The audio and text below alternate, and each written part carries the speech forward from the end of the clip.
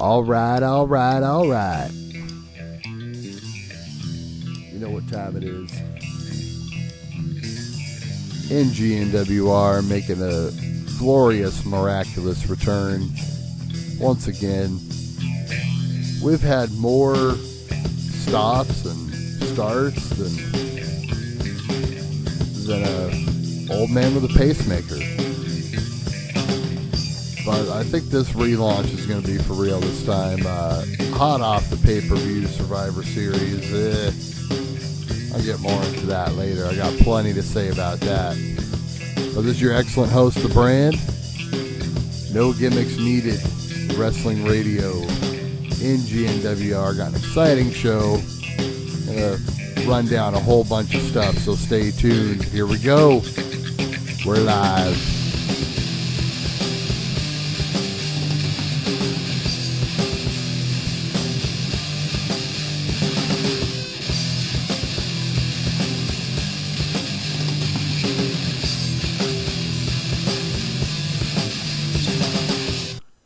All right, what's up, everybody? It's The Brand here coming at you. NGNWR, no gimmicks needed, Wrestling Radio. Exciting relaunch. Going to be doing some different stuff this week. Trying to be more interactive. I'm going to be posting from our Facebook page. Eventually, posting from Twitter and stuff like that, trying to, interact with, somebody, do something while I'm doing this here. So I've got the initial post going out on the NGNWR Facebook page. Of course, we've got a whole total, 25 likes on the damn thing. So, going to be sharing it through some other methods here momentarily. Go on to probably the page I write for, the Wrestling Mark. Share it through there. I've got a thread actually started on there already right now about the pay-per-view and some of my just kind of initial thoughts about the whole thing. Just really missed opportunities is what I really want to talk about mostly, and the thing that just really sticks out in my head. But before I get to that, first and foremost, I want to take care of business. Of course, I haven't been on the air for a few weeks, and the last time I was on the air, I said, hey, want to be doing something different. I'm going to try to be doing the show more regularly and blah, blah, blah. And I made all these promises. And then I didn't do a show for like a month again. Just things have been crazy.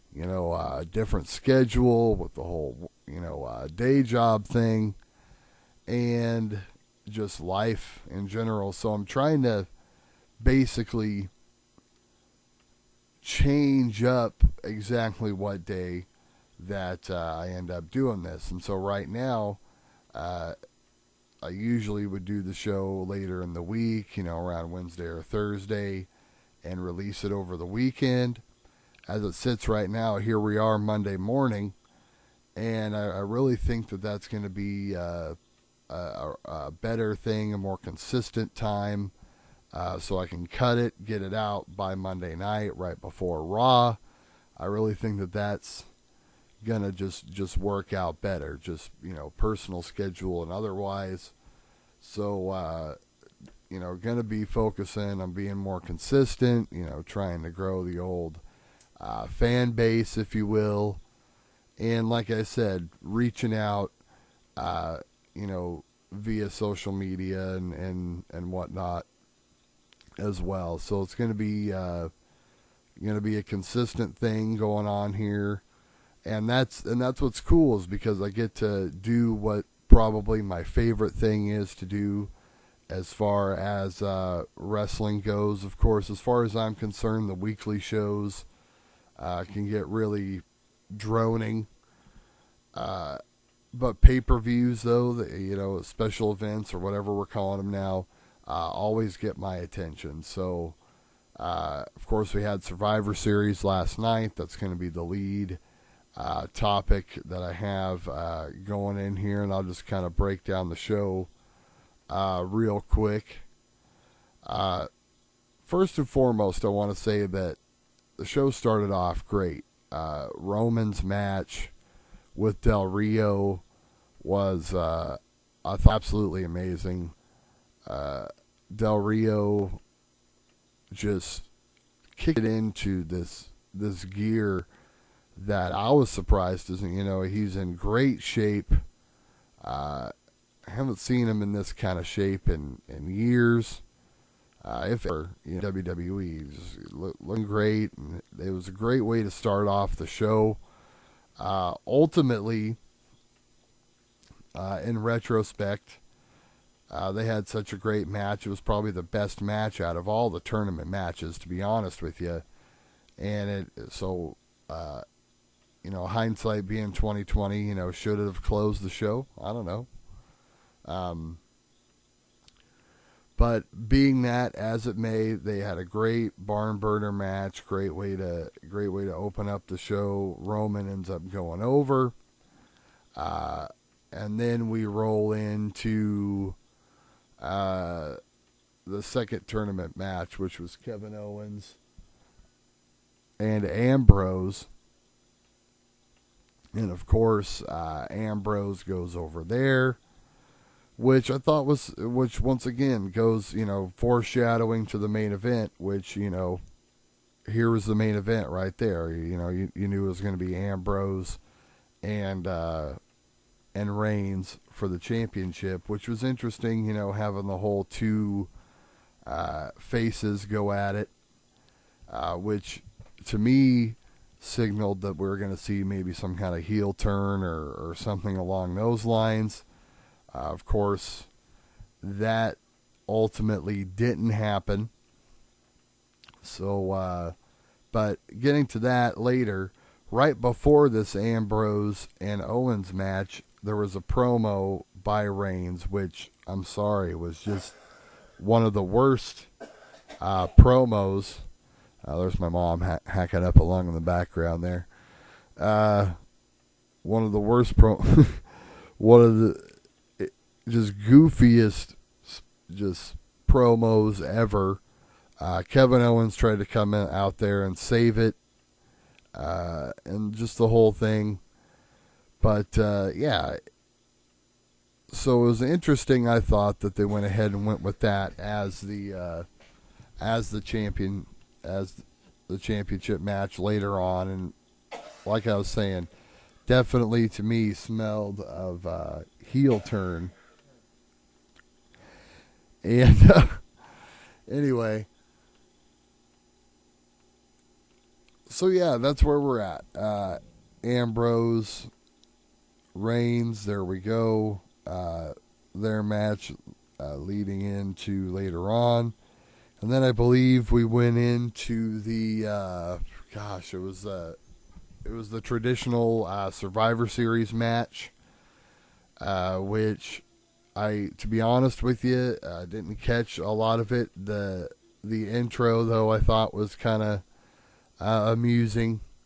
How they used Sheamus and Barrett, kind of trying to do the whole thing with the New Day and everything. And I believe the faces ended up going over, Ryback and Kalisto and another one of the guys. So anyway, that is what it was.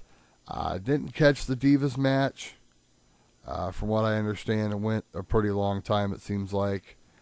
So not going to comment on that one. And then, we have Ziggler and Breeze, which was, decent for what it was.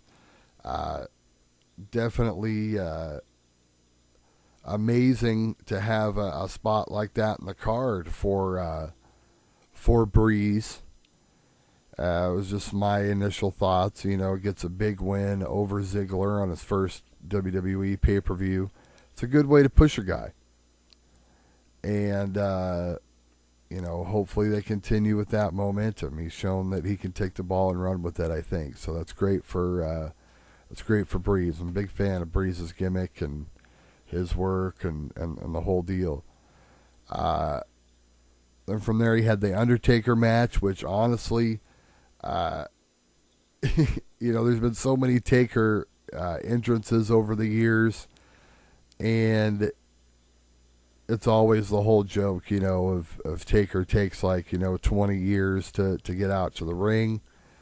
And Taker, I think that was actually one of the best Taker entrances ever. It was just absolutely amazing and really fitting, awesome entrance for his 25th anniversary of WWE, which is amazing when you really think about it. Huge props to the man, because guys will have a 25-year career, but it's usually, goes through a lot of ups and downs. They get out of the big show, they come out and in, they have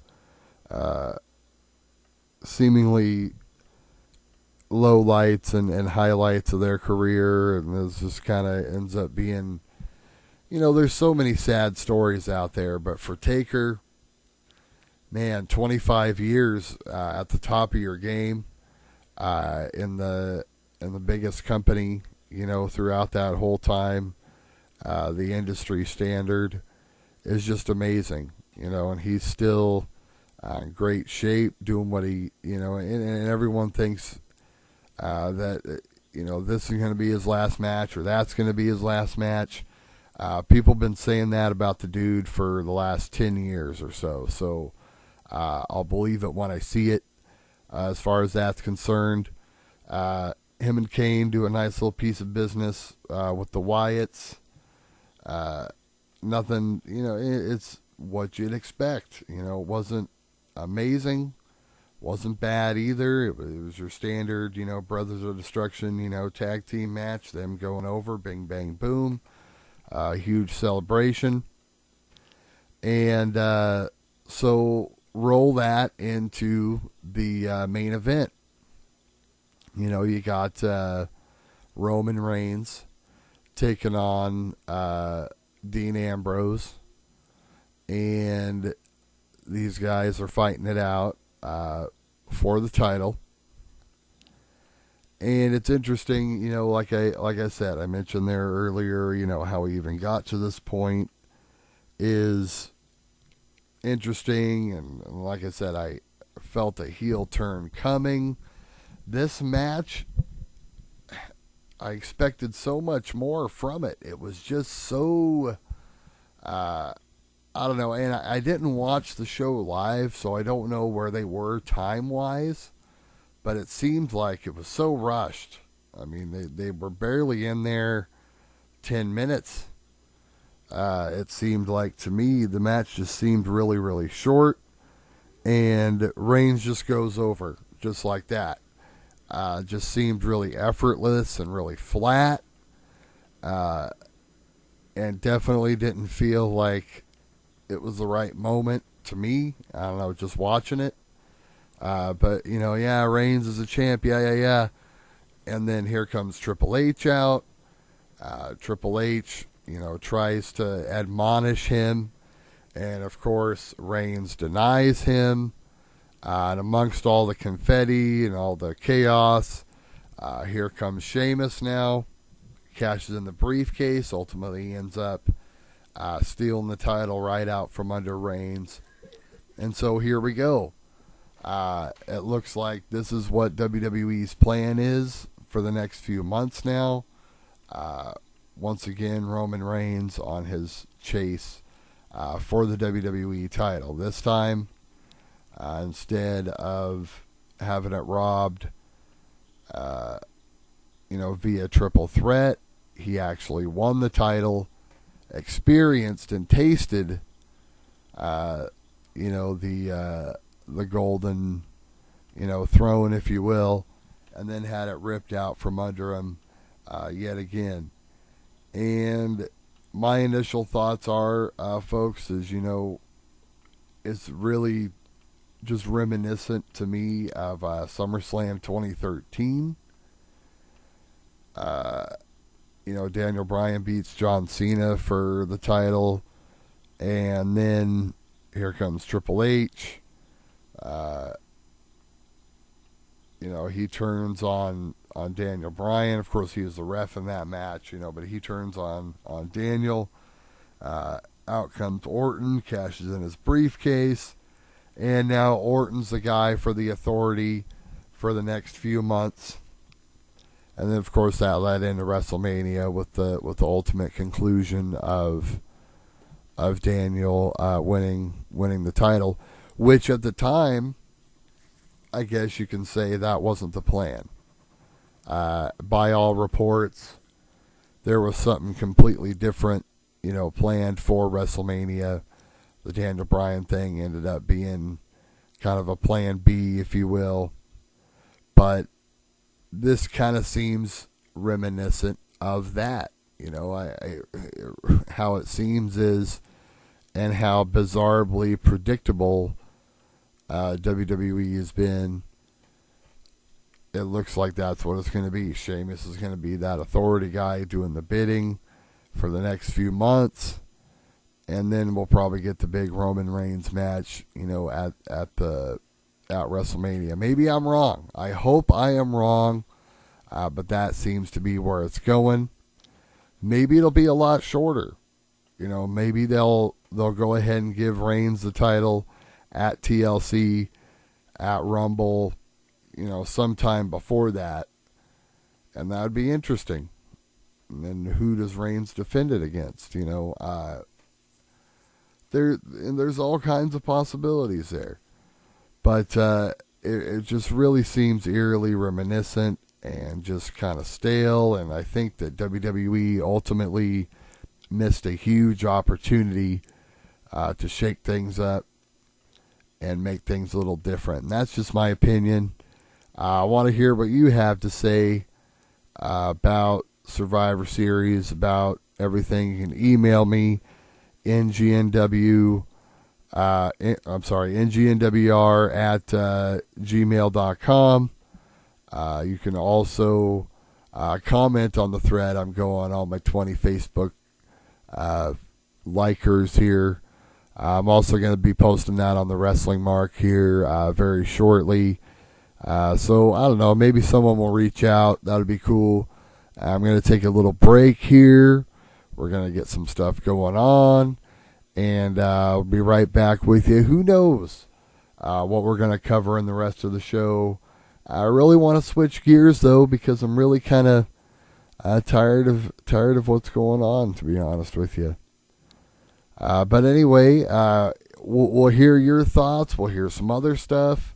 We're going to take a quick break, and we'll be right back here with you on NGNWR. You're listening live. The Brand, your excellent host. We'll be back. Yeah.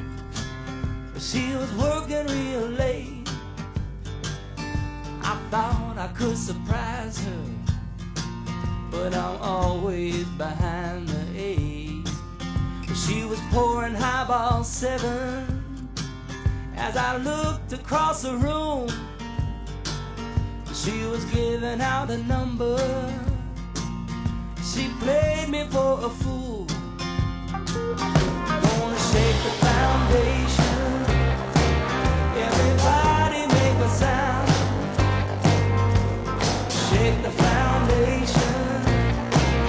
Gonna shake it to the ground. Shake it to the ground. I went down to see a doctor for this pain down in my chest. An empty, broken feeling. She made my heart a mess. Well, he said that he could help me, but I had to make a change. He said, put down all your sorrow, then you get back up again, get back up again, then shake the foundation. Everybody make a sound. Shake the foundation. We're gonna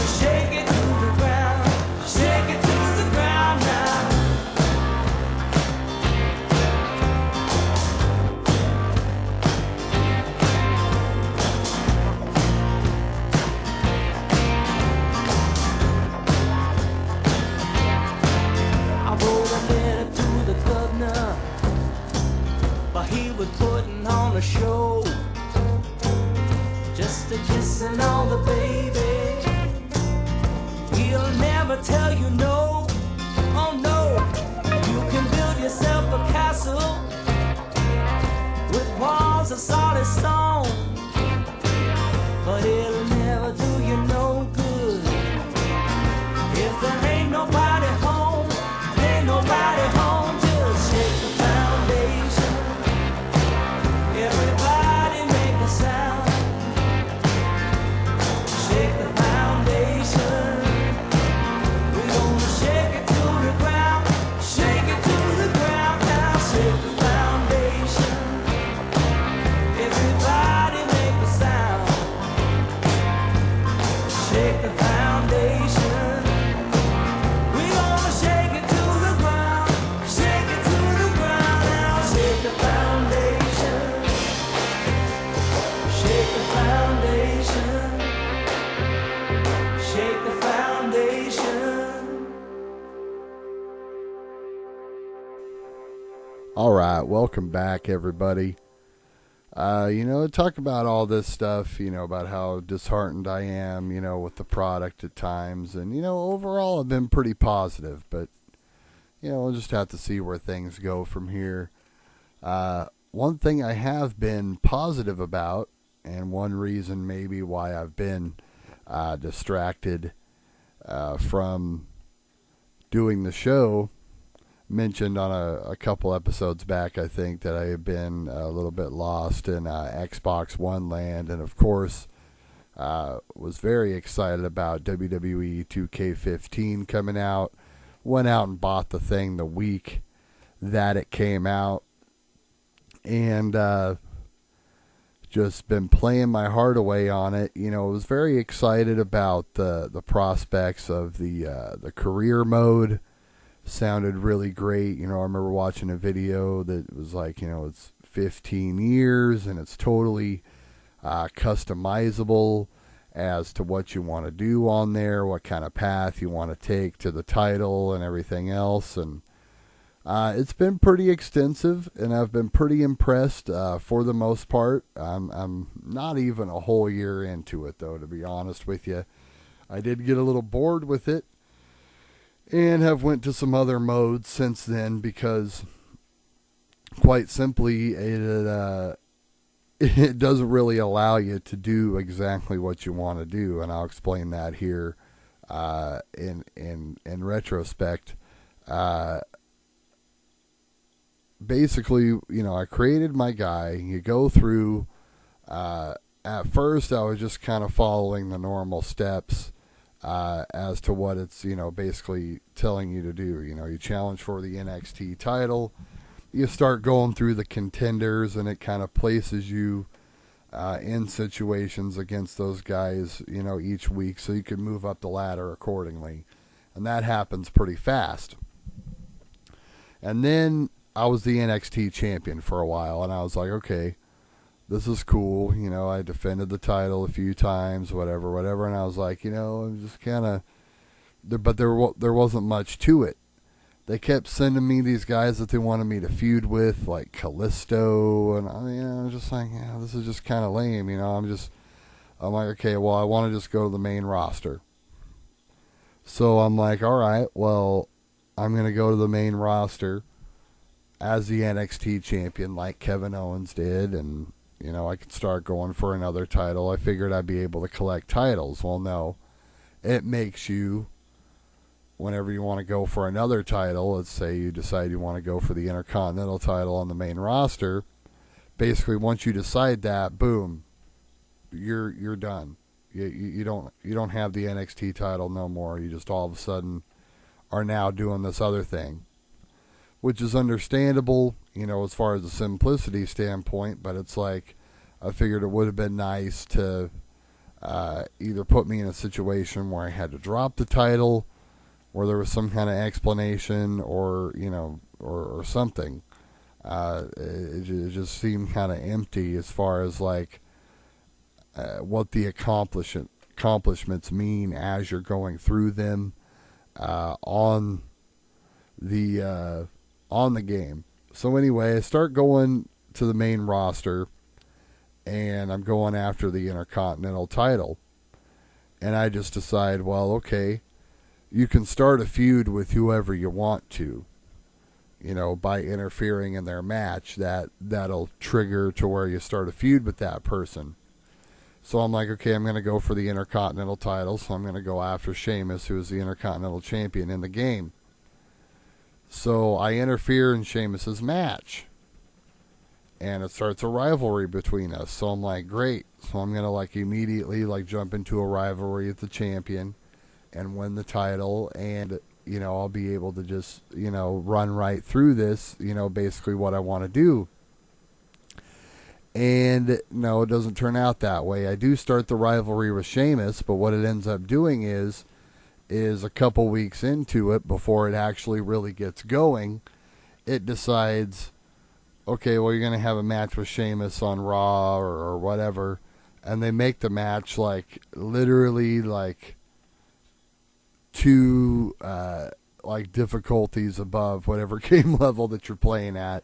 Basically, the engine just makes it to where it's just impossible for you to beat the match, and then it's like, okay, well, he beats you, and then you're out of the rivalry with him, and you're still at number 10 in the ranking for the title. You're not any closer to getting anywhere, and you've just wasted, basically a whole month of your career on the career mode. So you have to just basically do what it tells you to do, go through their 10 contenders or whatever, which is going to take you a couple months to get to the title that you want to win. And then once you get there, it's like, okay, cool. You know what I mean? All right, I'm the champion. You defend it a few times. Once you decide that you want to go through another title, it's just going to take it away from you. So overall, it's great. I think it's definitely a great step in the right direction as far as what the career mode can be in the video games. But overall, it's a big miss. And, of course, I definitely didn't want to end up wanting more when it was all said and done. But that's the case. That's what happens. That's how it works, as it will. Other game modes have been solid. I did start to go through the 2K showcase to start unlocking stuff, and it was great. I got through probably about 3/4 of the Austin story, and I got tired of it. And I ended up just buying all the unlockables. So, which was interesting. What actually ended up unlocking. You get the season pass or whatever for the extra $25, and get all the characters and all the extra move sets that come with it, and so on and so forth. So been checking that out, trying to get my universe set up and all in order. I've actually got a pretty interesting universe going on right now. WCW Revival universe, as I like to call it. I'm a complete nerd when it comes to this stuff, and I have no qualms about admitting it. But it's very interesting. They've got some cool things. If you're savvy and want to really take the time when you're creating your guide, this is another thing. Going back to the career mode, you can actually upload your face onto the guy if you really know what you're doing. It seems to take a little bit of trial and error. I tried it a couple different times, got frustrated with it. Overall, it's great. Definitely worth the money. If you're into the wrestling gaming, for sure. And moving right along from that, I do want to talk about, like I said, being disheartened with where the product goes for the most part, especially with the main roster. And that's why I want to just kind of take this time to encourage you, if you're listening to this, if you're at a WWE event, uh, especially like a Raw event, something like that, SmackDown, uh, I encourage you to start a new chant. Okay, and I want this to go global until something is done about this product. A lot of people last night at Survivor Series were chanting. What were they chanting? Undertaker, Undertaker. Okay, all right. I want you to take that same cadence, that same script, all right? And the next time you're at a WWE event, you try to get the people to go along with this, all right? Want them to chant something different, something different, and then, and maybe then, WWE will start to get the hint at some point or another that something different needs to be done, that we want something different. Like I said earlier, Survivor Series, huge opportunities, I think, missed for something different and something special, a turning of the tide, someone to be elevated, something. Instead, we get a weak main event between two, I want to say mid-level faces still,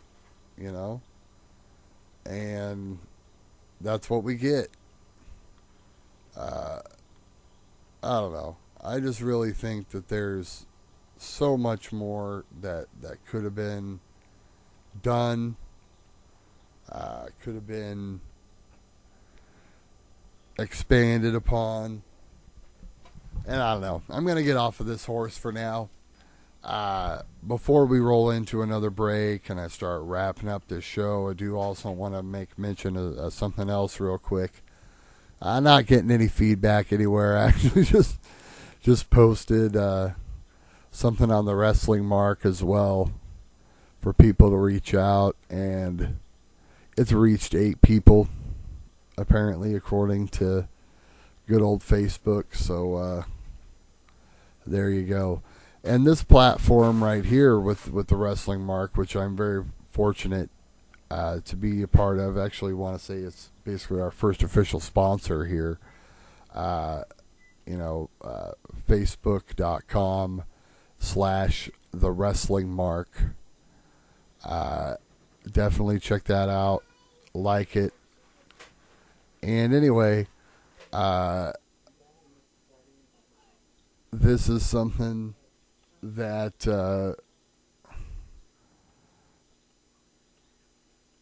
I'm going to be working on. Maybe I'll start doing the Twitter thing or something like that. I thought I had a response here, but doesn't seem to be nothing.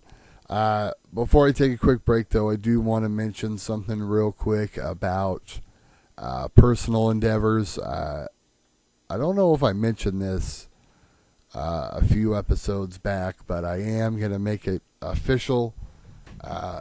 Actually going to be going with a good buddy of mine, starting this endeavor of making a documentary about Portland wrestling. Doing some research, I haven't really seen anything that's really been proper released about it. And we're going to be the guys to do it. It's going to be totally legit. It's going to be awesome. What you can expect is basically something along the lines of, close to a WWE, what do I want to say? Not style, but quality. High quality production, where we're going to hopefully talk to all kinds of people that were in and around and associated with the Portland wrestling of yesteryear, and even today. As the scene stands today, just around throughout the Northwest. You know, I've talked about it on the show a few times, how it's just kind of a wasteland out here from what once was a hotbed of wrestling, and it's going to be a real deep down expose as to the ins and outs of what happened to business out here, why it happened. Definitely have some high hopes for this. This is going to be a big deal, big project that me and this, me and a friend of mine, and maybe a couple other friends as well, joining me on this journey. So you heard it here. You know, I want to make the official announcement. There's no official title yet that I have that I can throw out there for you. What we want to say, the rise and fall of Portland wrestling, something along those lines. That's not an official, it's just a working title. But, yeah, it's very exciting. So if you have any kind of, if you're listening to this and you want to be a part of this, if you just want to be interviewed, if you have some kind of information, anyone that has any kind of footage, maybe stored away, of some old Portland wrestling. We're going to be trying to delve into that, trying to find people with that sort of thing that we can put in to it as well. So a lot of great stuff going to be going on with that. Definitely be staying tuned. I am going to go ahead and take a quick little break here. When I come back, I'm going to run through a few other topics here to close out the show. One of the big things I want to cover, I'm going to kind of get on my pedestal. I'm going to kind of get on my soapbox, if you will, and talk about this generation of fans ruining it for people. Ruining it mainly for the little ones. Ruining it for the, ruining kayfabe in not a good way. I'm going to kind of expand a little bit about that and tell you a little bit about more what I'm talking about when we get back. That plus a few other things. So much more here. You're listening to NGNWR, No Gimmicks Needed Wrestling Radio, with your excellent host, The Brand, and we will be right back with you.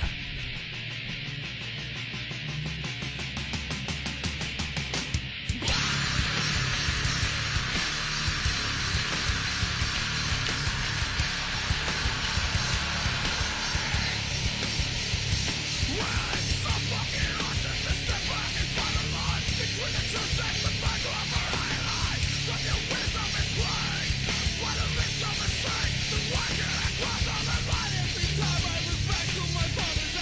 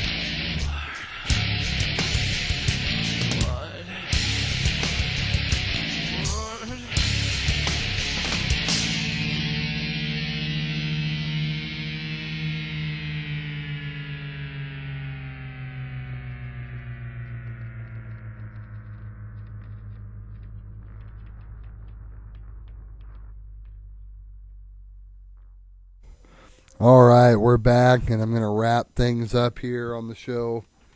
I'm going to be joined by my special guest here, my son, Cameron. You'll probably hear him screaming in the background. Hi, he says. He was on some early episodes of the show. He probably has a lot more to say now. But you might hear him there. He's playing around while Dad's cutting this last little bit of the show. Still don't have any kind of updates. No one reaching out with anything. So we'll try next Monday.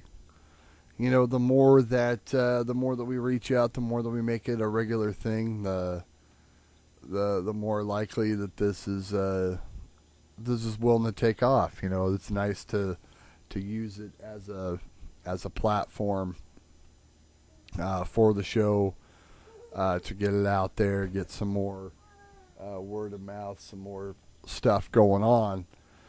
But just reading up on some news stuff here before we end up wrapping up the show.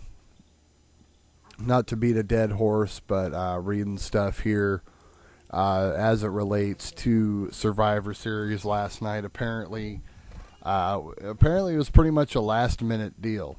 One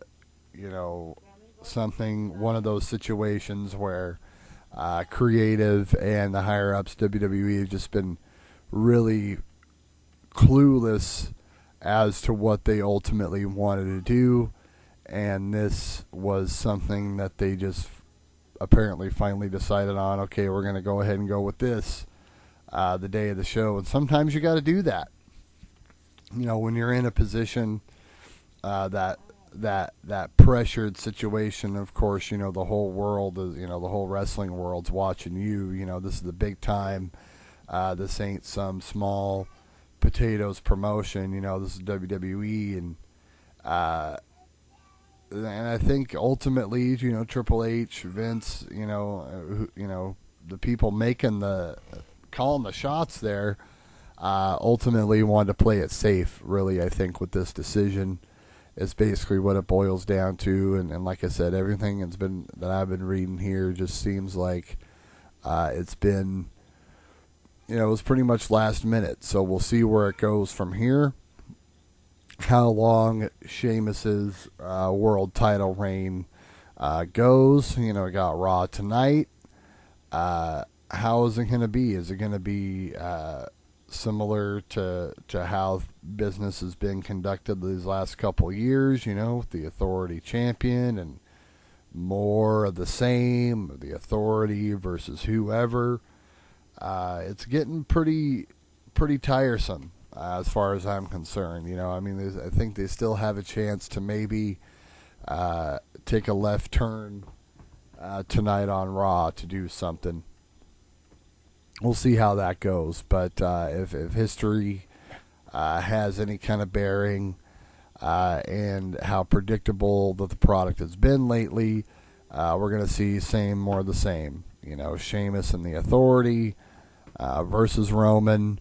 For however long they continue to do so. One interesting note that I do see here is as a part of what Metzler said as far as the decision goes, is how they don't want people to boo Roman Reigns, when he's the champion. So if you're holding out for that might still be a while, folks. You know what I mean? This is not something, that may happen anytime soon. So it's definitely going to be interesting to see where that goes from here. Of course, I want to tune out, but I'll still be tuning in for at least the next little bit here to see how this plays out. And one other thing I do want to notate here in closing, as my young son is twirling about in the background here, he's 15 months old, and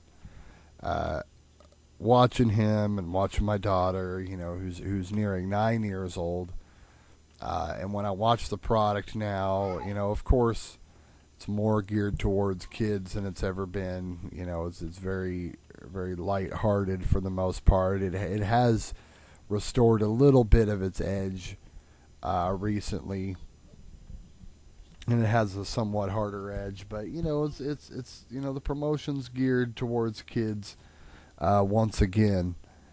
And here's the thing about this whole thing that I want to get across, and it's going to be kind of a new segment that I'm going to do from time to time on here. We're going to call this, think a little deeper. Okay, think a little deeper, think a little harder. This is hey, bub. Yeah, Dad's doing the show. What do you have to say? Really?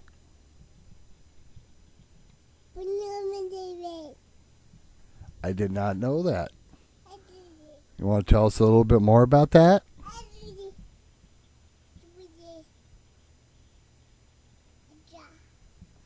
All right. But anyway, yeah, to think a little deeper, to delve a little farther below the surface, if you will, is what we'll call this. Maybe below the surface, okay, with the brand. Thinking about things. I was watching an old pay-per-view on the network the other day. It was from, I want to say like 1990. I think it was probably more than likely WrestleMania 6. And watching Warrior versus Hogan, there at the end of WrestleMania 6. And I came upon a very profound thought. Of course, I believe my kids were around, if not in the room, at least in the house, while I was watching this. And I was thinking about how they view today's product. And of course, my son's very young, 15 months. He doesn't really know what's going on besides there's wrestling on the TV. My daughter, though, I started thinking about, how does she view the product, because she likes the divas, and for the most part, she likes a lot of the heel divas, for whatever reason. And I just got to thinking, okay, well, like, what's, her mindset as a kid looking at this stuff, and compare that to what my mindset was at that age, which was basically what I was watching there. I could remember watching WrestleMania 6 and it being, maybe it was just because it was at a different time, a different era, whatever you want to say, but the innocence of those moments. And I'm not getting on a rant here that's about like values or morals or anything like that. That's not what this is about. I'm talking about as a sense of the product and the fans in general. When you look at the fans of the product and how everybody treats the product now. And I'm kind of going against what I said earlier about how I wanted people to chant something different at the shows. But with the audiences now and everyone being so much, quote unquote, smartened up to the business and this and that and the other thing, are they ruining it for this generation of kids? That's the question that I want to beg. Are they ruining things for these kids that are out there still wanting to suspend disbelief, still wanting to be, under the guise of kayfabe, and have that kayfabeness still alive, to where it still impacts them.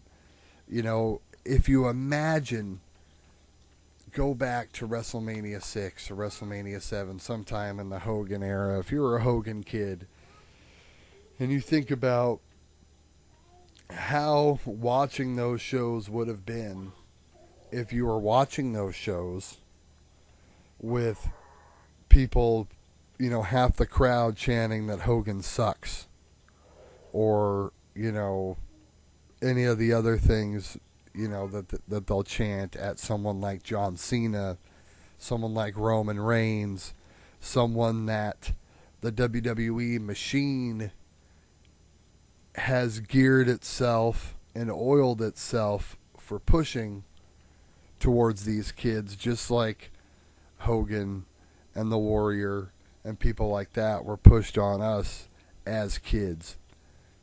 You got to think, it's an interesting question to pose, okay? Before you sit there, before you start saying, chanting at the shows, that Cena sucks or that, this and that or the other thing, take a look at all those kids around the arena that are in those Cena shirts. They're still buying the merchandise, still into the whole sort of thing, It's just something to think about.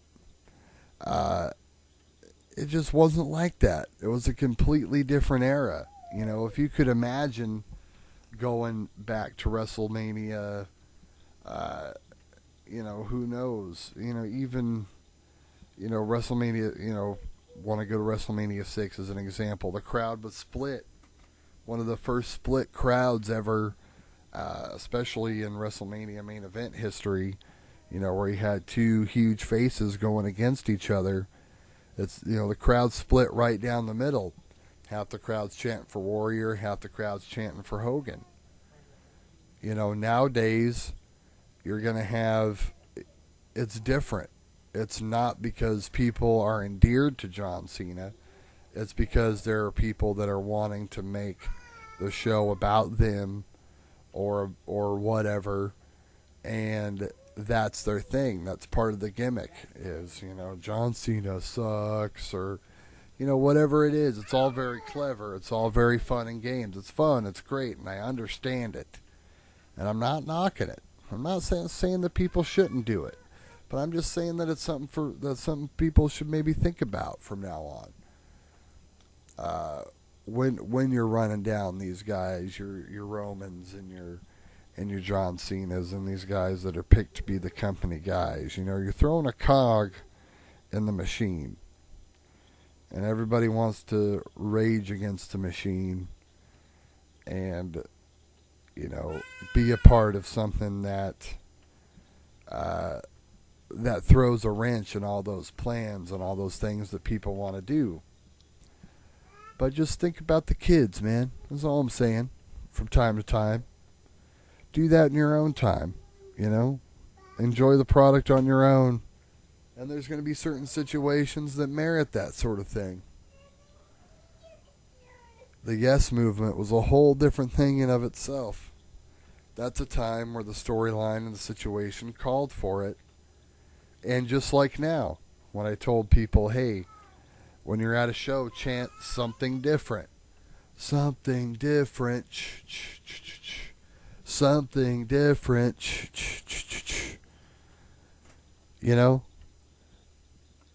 Do it in a way that's going to bring along some type of proactive movement, some type of change, some type of, when something really needs to be gotten across, that's when the WWE Universe or the fans at whatever show you're at, that's when your voice needs to be heard. And of course, maybe I'm contradicting myself by saying these two things at each other. But I just think that it's something to think about. In this case, I think it's merited. In this case, I think we're really crying out for something to take place that's different. I think the product is very good for the most part.